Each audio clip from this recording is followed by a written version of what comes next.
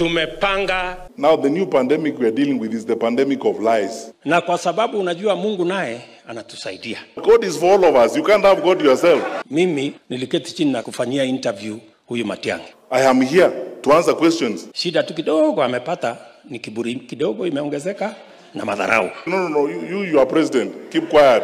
Wewe relax, William Ruto. Relax. Tutakushughulikia. Hii ni mambo madogo. Haya ni mambo madogo sana. This is the pandemic of lies. Hiyo ni mambo mzuri. What is the problem? Sio ni sawa. This is the petty. It's empty. There's nothing. It's hollow. People are just loitering around saying things that don't exist. Kiingereza mingi utapeli. Kwa hivyo hiyo madharau yenu hiyo na kiburi muko naye, hiyo ni yenu. Wacha kupiga kifua. Wacha kiburi. Wacha madharau. You asked me, so I'm just responding to your question. Wanatupigia sisi kelele.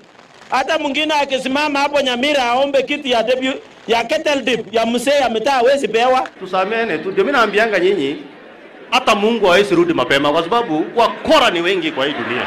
Walikuonesha madharau, endelea Kuwa na heshima kidogo.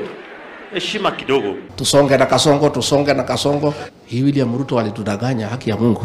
Najua mtihani ni 2027. Na hiyo mtihani ya 2027 sipangi kuanguka hiyo mtihani. Plan A ni kutoa wewe. Nitapita hiyo mtihani. Rais, wewe. Wale wanaongea mambo mingi wajitayarishe kwa hii mtihani. Lakini mpango ile tumepewa na Wakenya, kwanza the most urgent ni kutoa wewe. Start thinking big. Wasiongee tu hivi, they must have a plan. And that plan must be better than mine. Politics is a game of mathematics. Period.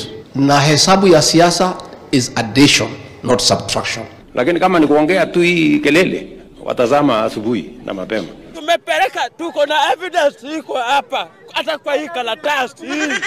Sasa tutafanya aje?